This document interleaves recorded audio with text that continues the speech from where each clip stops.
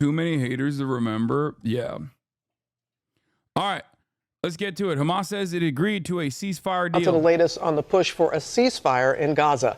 Hamas has announced that it has agreed to a ceasefire proposal, but Israel says there is no deal yet as it ramps up attacks on Rafah. We'll get the reaction from the White House, but first, Marcus Moore is on the ground for us there in Israel. Good morning to you, Marcus. Robin, good morning. We are at Hostage Square in Tel Aviv, where memorials pay homage to those being held captive in the midst of this war. And while the IDF says their latest operation in Rafah overnight is limited in scale, the relatives of some of those held hostage fear what the outcome could mean for their loved ones. Overnight, Israel launched a ground operation in the southern Gaza city of Rafah. The IDF saying it killed 20 members of Hamas and found 3 operational tunnel shafts. And they have taken control of the... Why is Hamas hiding behind civilians? Oh my God, bro. It's been 7 fucking months and these dudes are still hitting this fucking shit. Why is Hamas hiding behind civilians? Bro, they are not, okay? There is nowhere else for them to go. Also, they are currently engaging in what is known as a spontaneous militia uprising against an occupying force. So technically, you can't be fucking complaining about it right now. Because right now, what they're doing is actually just. Not only is it just, it is also permissible by international law. Not only is it just and permissible by international law, but I also consider it to be perfectly moral. Okay?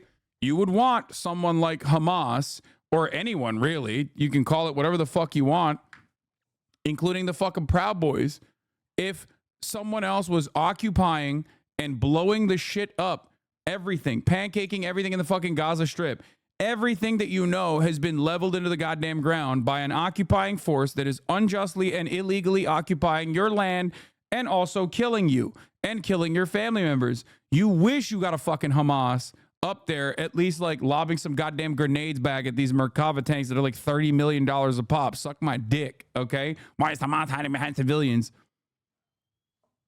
Anyway, the human shield propaganda obviously is only a justification in the minds of Hasbara bots that think that, this allows Israel to murk as many Palestinian civilians as possible and then try to shift the blame over to Hamas. It's like, yeah, dude, why aren't they out there fighting in a fucking open battle like it's the goddamn Roman legionnaires or some shit, okay?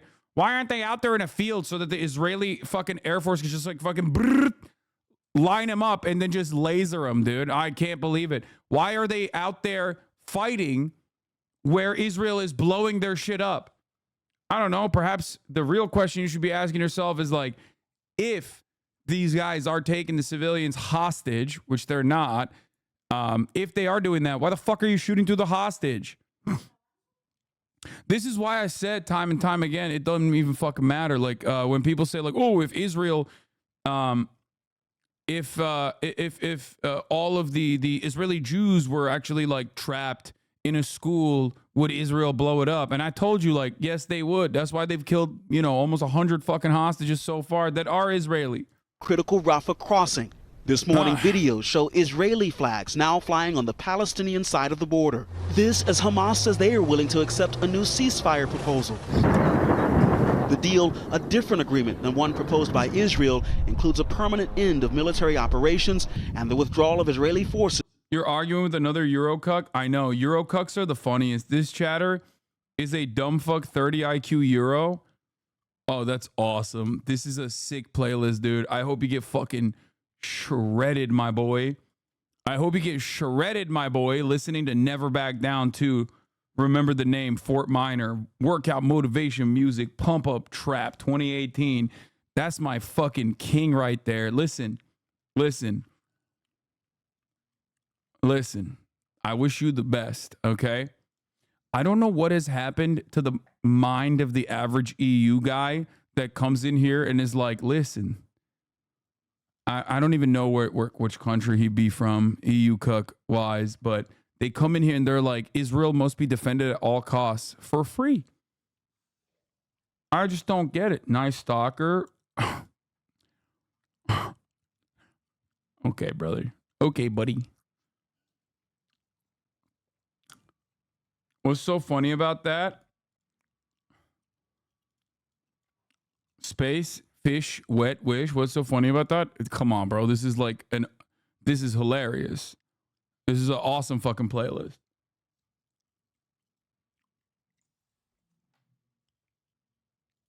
No, the reason why he's a bunch of numbers is because he's trying to avoid M-HUD clapping his ass cheeks. Probably on there like multiple. Anyway.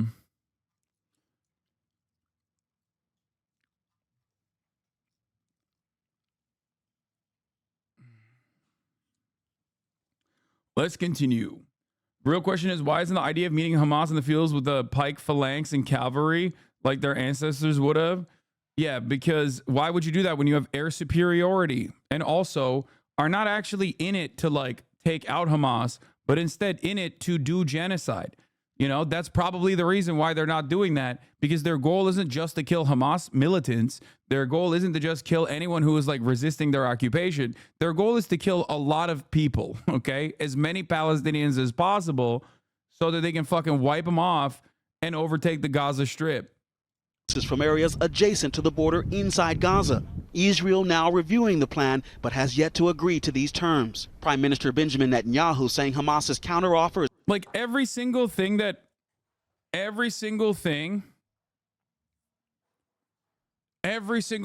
Israel has said so far in why it's conducting its military operation since October 7 has been objectively and demonstrably a lie. I've been telling you that it's a lie, but obviously as far as like when tensions were high and people were very passionate and people saw the atrocities on October 7 and immediately were like, what the fuck are you saying? How dare you say such things? You are a conspiracy theorist. The problem was I was right, but too fucking early to the conversation. Okay? The only reason why so many people were shocked about the things that I was saying about how like Israel doesn't give a shit about the hostages. They are just simply in it to do ethnic cleansing. And Israel does not give a shit about like eradicating Hamas. They're just using that as a reason as to why they're doing ethnic cleansing in the Gaza Strip. The reason as to why I was able to be so fucking, so ahead of time, like the reason why I was able to fucking be prophetic in that regard, and many other pro-Palestinian activists were prophetic in that regard, is because we know how Israel has operated for 75 fucking years. That's it. It's not like I was predicting the future. I was just looking at the past. But of course, people who personally were just tuning in on October 7 and thought the history started on October 7 would look at that kind of shit and go, the hostage posters are for propaganda purposes? That's disgusting. You're actually disgusting, Hasan. I can't believe you would say such a thing. These guys just simply care about the hostages. Really? Is that why the fucking hostage posters play a very different propagandizing role inside of Israel than it does in fucking Brooklyn? Where in Brooklyn, the people posting those are saying like bomb, bomb, bomb Gaza and kill them all. Whereas the people in Israel are fucking posting the posters to be like, hey, government, these are your fucking people that are trapped inside of Gaza. Get a ceasefire going so we can take them out. You know? Just remember that. is, quote, far from Israel's core demands, which included a 6-week ceasefire and releasing some Palestinian prisoners for up to 33 hostages. Despite the uncertainty, crowds in Gaza celebrating Hamas's announcement. While in Tel Aviv today, relatives of how is killing 30K people out of 9 million, including 7,000 Hamas fighters, ethnic cleansing? Sounds like a poor job. Yeah, dude, ethnic cleansing is only successful when you kill all of them. You know what I mean? Because Jewish people survived after the Holocaust, that technically wasn't real genocide. Is that your argument? You know? Like, what is it? Is there like a finite number that you think is permissible? When also 9 million, we're talking about 5 million, specifically 2.5 million, 30,000. And the numbers are probably higher than that, by the way. That's an underestimation. But 40,000 out of 2 million is a pretty fucking high population number. And also, you're talking about 7,000 Hamas fighters. There's double the number that you gave in fucking child deaths. What are you talking about? 2/3 of the fucking killed, 2/3 of the people killed by Israel are women and children. What are we talking about? How many more women and children does Israel have to murder until you go, that's not ethnic cleansing? Or what is the finite number? You think if it's like, if Israel kills 1 million Palestinians, will you consider that to be a genocide? Is that when you will say, oh, okay, that's ethnic cleansing now? It's so wild. Yeah, dude. Because Jewish people survived the Holocaust and Hitler couldn't kill all the Jews and then like that wasn't a real genocide is not an argument I would ever allow you to make on this fucking broadcast.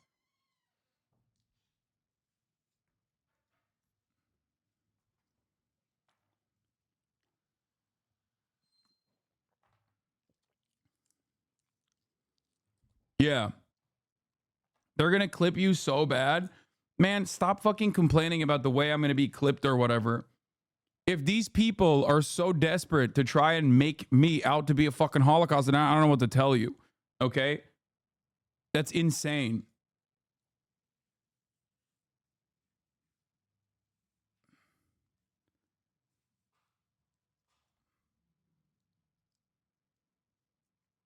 Of hostages demonstrated in front of the U.S. consulate, demanding the Israeli government accept the deal. Do you worry that this operation in Rafah will affect the efforts to release the hostages? Yes, I'm afraid that they will all be dead. The family of Hirsch Goldberg Poland, who's been held hostage by Hamas since October 7th, speaking with us this morning. It's been 214 days. We need to be reunited with our loved ones. We're not going to solve everything in the Middle East right now, today. Let's get our loved ones out. Let's bring a calm to the region. It is apparent this morning that both Israel and Hamas are open to negotiating a prisoner exchange, but the exact details, how many people and when, is where the gaps have been. Now, delegations from all sides will head back to Cairo to continue talking soon. But George. Yeah, ISIS is the Yazidi genocide. Even though around 5,000 died, it's an internationally recognized genocide by everyone. Srebrenica was 8,000, I believe. That's also another internationally recognized genocide. Like, genocides and the genocide classification was specifically created so we stop a genocide before it gets to the fucking 6 million Jews point. Okay? A lot of people think like, no, we only litigate genocides after the fact. That's not how this goes, bro. There's no fucking like high score. The whole point is the reason for that classification to exist is specifically so we stop it from occurring, from finishing, rather. Okay, that's the whole issue here. You look at genocidal intent and you look at genocidal action. Israel has both of it. Okay? Yeah, Srebrenica. Sorry.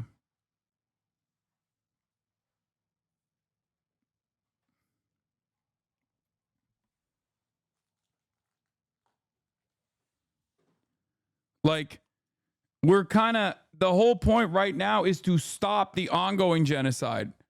You know? It's not about like looking back after the fact and being like, oopsie, I guess a genocide happened. Like, that kind of fucking ruins the whole point, right? Why do we even look at history if we're not going to learn any lessons? You've chatted like 7 times in the past 2 days, and every single chat has been either rage bait or you being a dumb motherfucker. Any last words? Or Turkey's genocide of Armenians. The reason why I didn't bring up the Armenian genocide is because the numbers are actually much higher than the Yazidi one. And that's the reason why I didn't bring it up, because Turkey did hit a fucking high score in that one.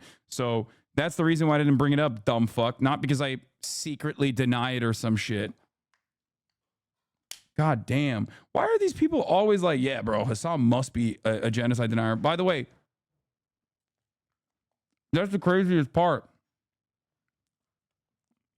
Israel is the fucking nation that recognizes that if they actually full-blown recognize the Armenian genocide, then they will also be under the same criticisms. They will have to defend against the same exact criticisms that Turkey defends against, and that's the reason why they deny it and say it's not a real genocide. So that's precisely the reason why Israel itself doesn't recognize the Armenian genocide. So, you know.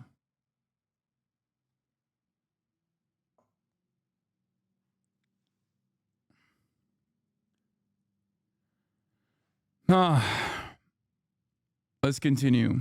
Egyptian authorities are warning that the current operation in Rafah, they say, threatens the efforts to reach a ceasefire agreement. That is a complication. Okay, Marcus, thanks very much. Let's bring in our chief White House correspondent, Mary Bruce. Mary, the White House in the thick of these negotiations.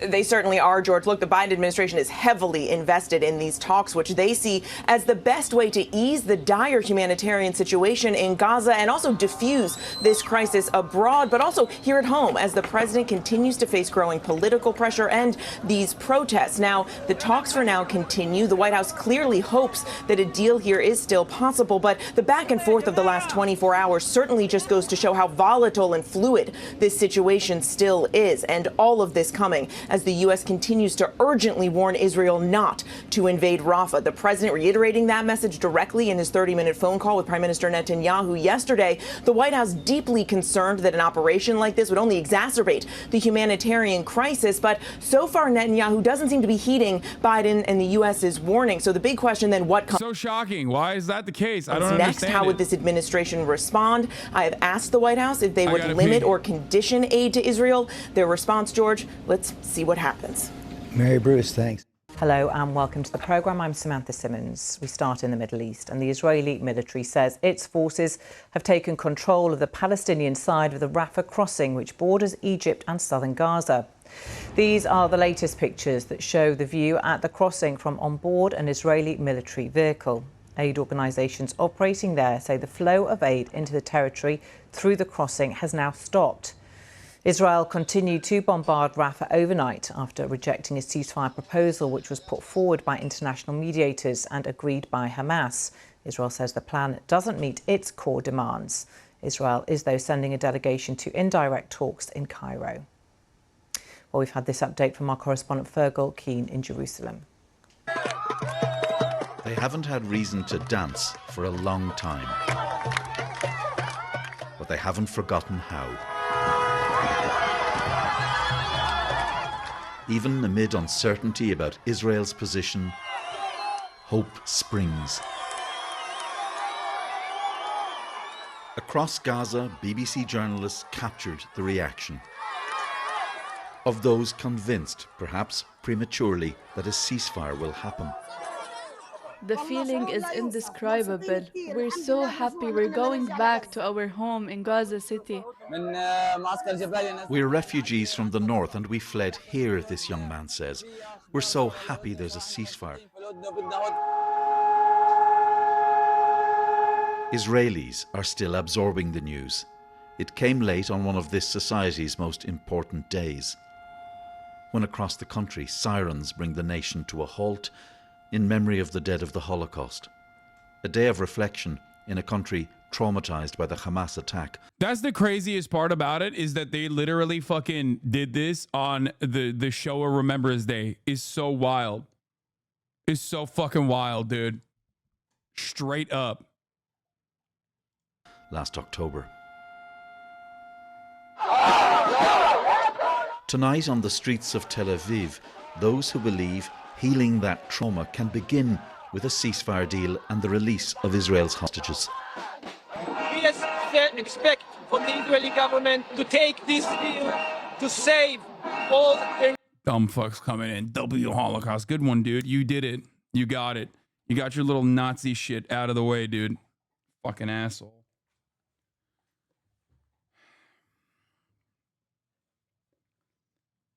Such a fucking idiotic perspective to have, dude. The entire reason why I fucking hate Israel's actions is because they are engaging in an act of genocide. That doesn't mean one genocide is good. You, as a Nazi, are closer to a fucking fascist Israeli than you think, okay? You're anti-Semitic, and you think, oh, because they're Jewish, they're different than me. But that's not. You are literally like this, okay? As a Nazi, you are also a fucking little fascist, okay? You're a little fascist, and so is the average fucking ultra-Zionist, average defender of Israeli military actions. It's the same shit. It's the same mythos as well.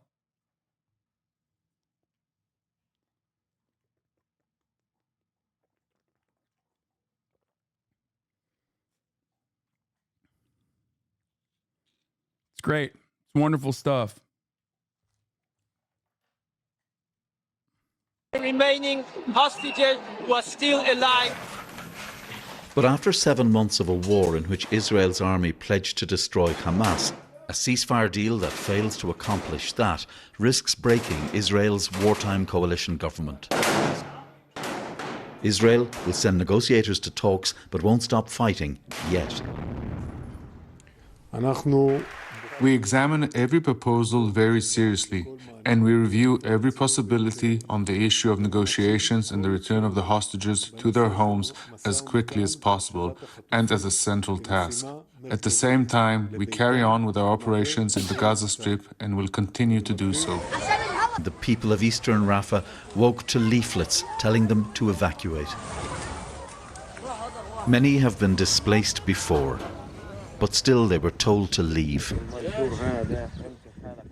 Everyone, no matter how old, how young, or how vulnerable. ومعنا صغارنا واطفالنا ومرتي وامي والعيله وكلنا والله ما احنا عارفين نروح مش عارفين وين نروح. I don't get it. Just on crutches and in wheelchairs and on foot, take all of your belongings that you have stuffed into a fucking tent city for the past 7 months and move back into a separate area where there's rubble where you can create a new tent city. 12.9 miles, 20 kilometers to the north. Trail of Tears type shit. That's it.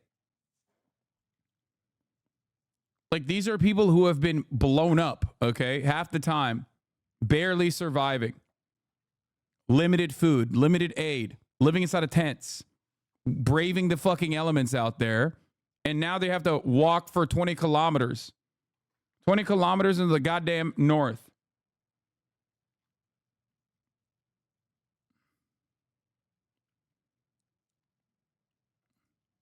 Palestine hid bin Laden. Y'all American Muslims need to remember where you live and who's protecting y'all. What?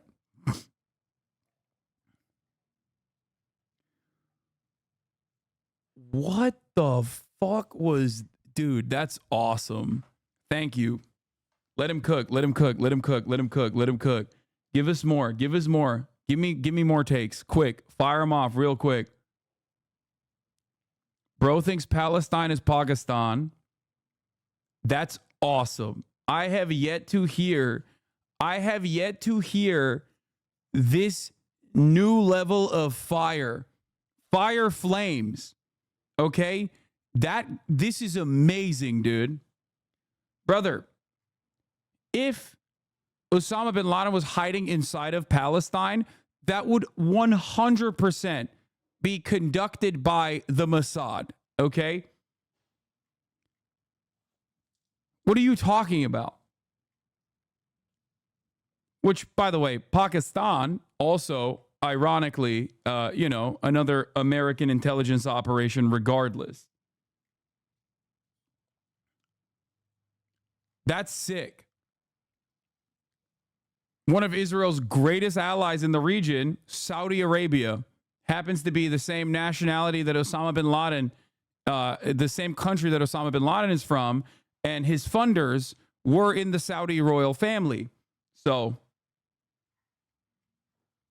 phenomenal that you are so on the opposite of the fucking actual truth of the matter. Can we keep him? Yeah, we're keeping him. He's incredible. To Al-Mawasi, Israel says, and other desolate places beyond Rafah.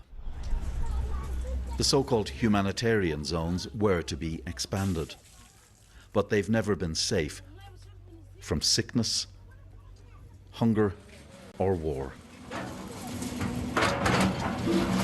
This is the aftermath of raids on Rafah last night. People hope these may have been some of the last airstrikes if the ceasefire can be made to work. News of the Hamas announcement was still hours away.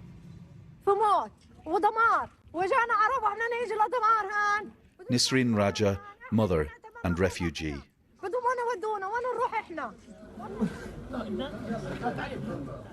For 7 months, this has been the daily reality. Hani Ashtar, an orphan, grieved by his relative Reem. His family was killed during the war, she says. Even he was killed. So many here are grieving and exhausted. Late tonight, Israel attacked eastern Rafah, Holy shit. where they told people to leave.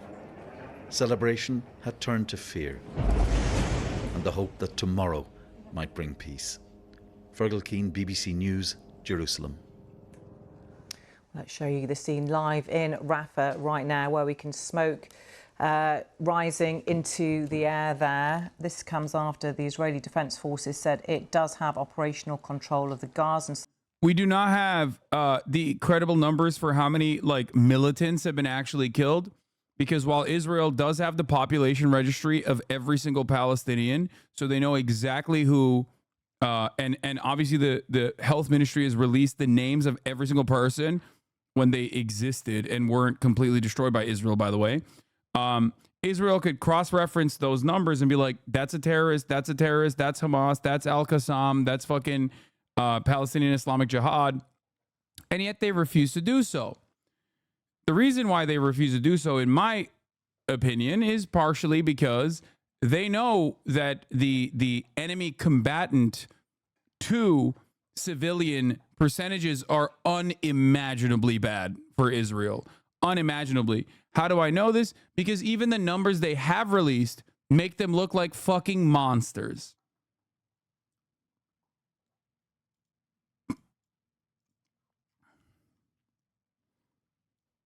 Dude, sorry, chill. Honest question. Don't know shit about it. These guys both hate each other to death. It's fucked up both ways. Poorly worded and looks bad, but no harm meant. God, I love people coming in here and just being like, listen, dude, I just don't really understand this whole genocide situation.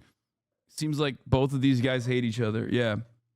Bro, I don't get it. I saw the Warsaw Ghetto Uprising and I thought like, man, these Jews sure hate the Nazis, huh? It's crazy. What's up with that? You said yesterday the UK are bigger Israel dick riders. I really don't think we are. I hardly meet anyone here that doesn't support Palestine. He said chill because I said I hope I see him in GeoGuessr ranked.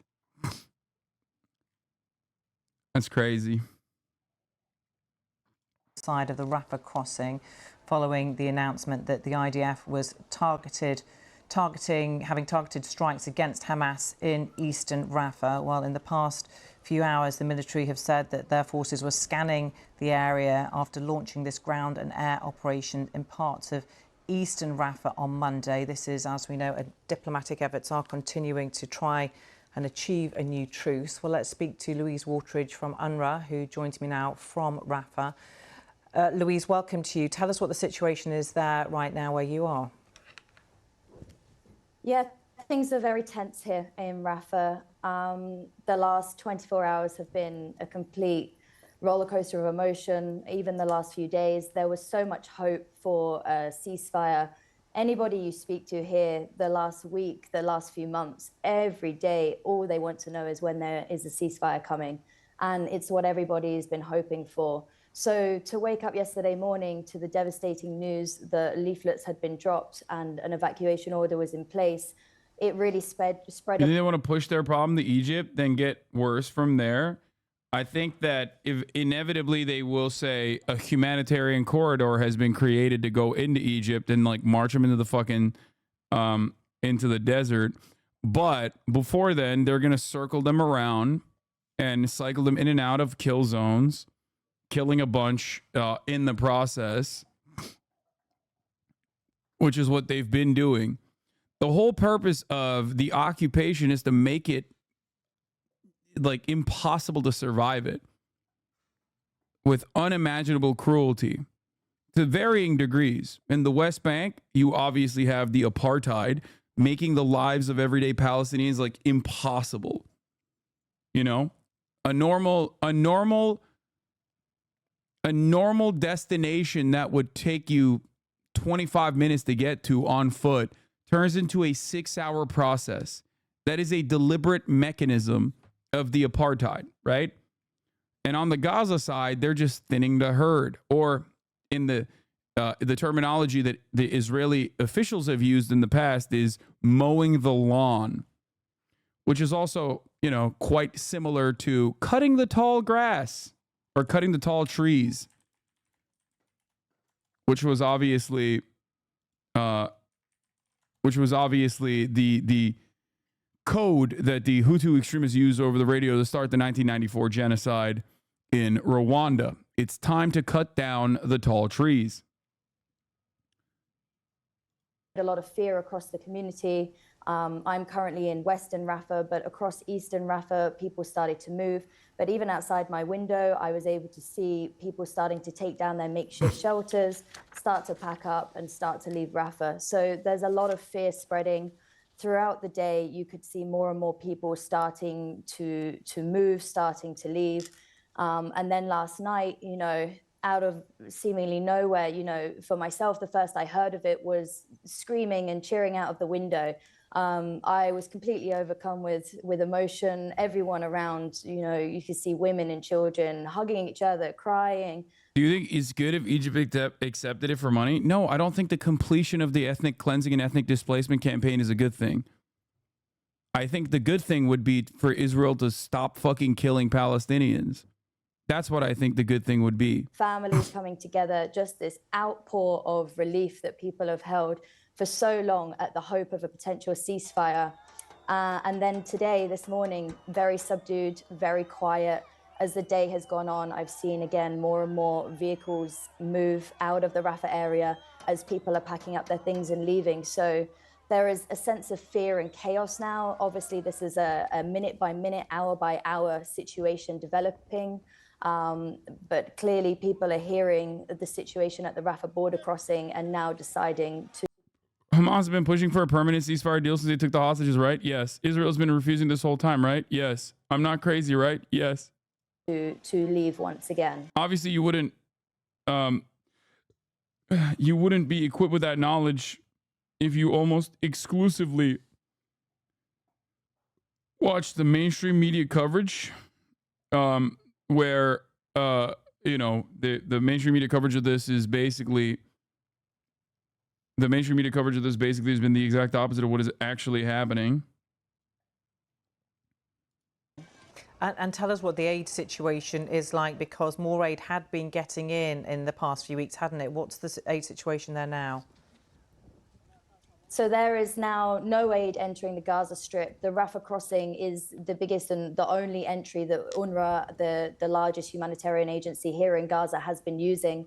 And now there is no aid able to get in. And in addition to that, there is also no fuel. So fuel is really what the agencies need to run this massive humanitarian operation across the Gaza Strip. Fuel is what's needed to run the trucks to get the aid to the people who need it. Fuel is needed in the generators to run the hospitals and health clinics that are remaining and not damaged and destroyed. So without this fuel and without these aid supplies, the aid operation here is simply going to ground to a halt. What is the aid operation like at the moment? We continue to do everything we can. Our colleagues are providing services. UNRWA runs health centers across the Gaza Strip. Even in North Gaza, we have some very heroic colleagues who have maintained running these health services throughout the war. So we do our best to provide these services and provide what aid we have. But it's very concerning to know that this border crossing is closed and that there is no foreseeable aid entering anytime soon. OK, thank you very much for telling us about the situation where you are. Louise Waltridge from UNRWA, who is in Rafah. Thank you. Well, let's get more on this with our correspondent in Jerusalem, Yolande, now. Yolande, welcome to you. What are the authorities there saying about why they've closed the crossing or taken control of this crossing between Egypt and Rafah, and about the IDF operation in Rafah? So the Israeli army... Arab states could help people like Europe open borders for Ukrainians is just sad. No, dude. That's ridiculous. Half of the fucking Arab states in that region are already mostly fucking Palestinian at this point. What are you talking about? Like, there's a couple different reasons why that argument is idiotic, okay? There's a couple different reasons why that argument is idiotic. One, This is not an uncontrollable state actor that is perpetrating the ethnic cleansing campaign in the way that Russia has invaded Ukraine. Okay? Russia is a foreign adversary completely outside of our sphere of influence. There are pressure points that you can engage Russia on, but beyond that, Russia and its actions are completely removed from Western influence. Israel is doing this shit with our weapons. We're funding them directly, man. We're giving them the weapons to do this, okay? Congress secured $26 billion in renewed aid commitments to Israel, lethal aid, weapons. It's ridiculous. Our tax dollars are specifically and directly going to kill Palestinian children, okay? Instead of, even from the most selfish point of view, even if you don't give a single shit about dead Muslim babies, okay? You're like, they're Muslim, I don't care. It's like, dude, those bombs, the money going to build those bombs, the baby destroyer bombs, could be going to the fucking roads, could be going to the goddamn infrastructure, could be going to like harden your infrastructure so like wildfires don't happen, could be going to healthcare, could be going to education so you have better schooling for our future generations. It could be going to help solve the homelessness crisis in the United States of America. We have fucking bridges collapsing every goddamn place in this country. It's ridiculous. It doesn't make any fucking sense. That's why I'm saying it's like there is an argument to be made for every single American. There is a convincing argument here to cut this shit out with Israel for every single American. Every single one. Wouldn't that just achieve Israel's goal of removing the majority of Palestinians from the West Bank and elsewhere? Would be totally counterproductive and just assist them in pushing Palestinians out by offering an alternative that Israel can point to, as it already does with the refugees in Jordan and Lebanon? Exactly. That is precisely the reason why it's a ridiculous idea. Oh, dude, why don't they just like fuck off and leave? Well, many don't want to. And then they get called Hamas for staying behind because they want to fucking protect their homes. They want to make sure that they're already in Gaza because they're internally displaced refugees. Their villages are a couple miles down the fucking road on the other side of the borders. Okay? It's their fucking land. The idea that like the best possible solution here is a final solution where instead of Israel directly killing them, they get to go and live in the goddamn desert in Egypt is ridiculous. Army has put out footage that shows these Israeli tanks rolling into this key crossing, the Rafah crossing between. This is also besides the point because Israel so far has not even allowed people to leave, with the exception of 100,000 Palestinians that they've allowed to evacuate Gaza through the Rafah crossing.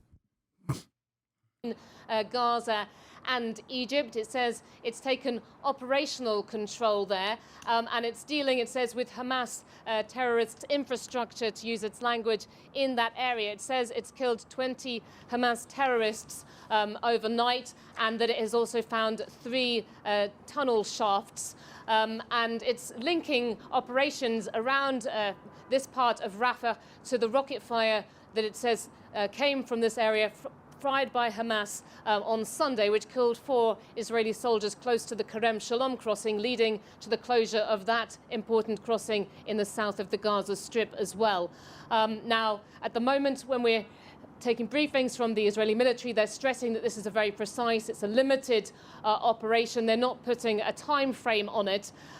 They said, too, that they are working to reopen the Kerem Shalom crossing as security allows. And tell us more about this potential ceasefire deal, which Hamas said it supports. Israel says it goes a long way from meeting its demands. We understand that unofficial talks are still going to take place today in Cairo. What more do we know about that? Well, at the moment, this ceasefire deal is really hanging in the balance because of the different positions. We had, that declaration from Hamas that was quite dramatic, saying it agreed to what the mediators had proposed. Israel coming out quickly and denying that this was the proposal that it had signed up to, saying that there were differences from its core demands. But we also have had, confusingly, some officials coming out and saying, no, this is actually very similar to the proposal that was put forward by Israel itself at the end of last month. It does seem really that the fundamental difficulty for Israel is signing up to any kind of phased deal of a ceasefire and hostage release that will ultimately lead to. The reason why they rarely ever detail what the conditions are that Hamas has agreed to, that Israel has not agreed to, is because if they were to detail such things, it would make Israel look really fucking bad. Okay? Because as is the case with the so-called peace process, the bullshit peace process, where Israel claimed for years and years, and American media also obviously defended Israel's false claims for years and years that they had no partner in peace amongst the Palestinian population, okay? They always are resistant to making deals that everyone would recognize as like just. It's much easier to just never really talk about the details of any of these peace negotiations or any of the ceasefire negotiations and simply just say, Hamas is saying no to it. And it's like, but what is Israel saying? Israel is saying, we don't really give a fuck about the peace process. We're just not going to stop killing you. Once we extract the hostages, we're going to keep bombing you anyway. As a matter of fact, we're going to keep bombing you with the hostages. We don't give a fuck about the hostages. Fuck the hostages. We just want to kill you. We want to kill you over and over again. That's what Israel keeps saying. And the media plays this song and dance. The media plays this song and dance, making it seem as though the situation on the ground and the Israeli opinions are something different than what they are openly communicating to everyone that is interested in hearing what their desires are. That's what's so crazy about it. American media is like, Israel is trying to put together favorable deals, favorable conditions for a ceasefire, and Hamas seemingly keeps throwing that aside, keeps casting it aside. State Department said Hamas made edits, so it wasn't the real agreement. I know. Ironic because the fucking CIA was involved in the deal-making process. But of course, as always, they turn around and say, no, actually, never mind. It was actually the Hamas guys that changed the terms and conditions of the agreement without ever talking about what the terms of the agreement are. It's ridiculous. It's always ridiculous, dude. You hear what Anthony Blinken says in public. Every time there's a camera on him, he openly will state that it is actually Israel that's bringing forward perfectly valid, perfectly reasonable conditions. What are those conditions? Give us the hostages and we're going to kill you. As a matter of fact, fuck the hostages. We're going to kill you anyway, and we'll kill the hostages. That's literally what Israel has been saying since October 7th.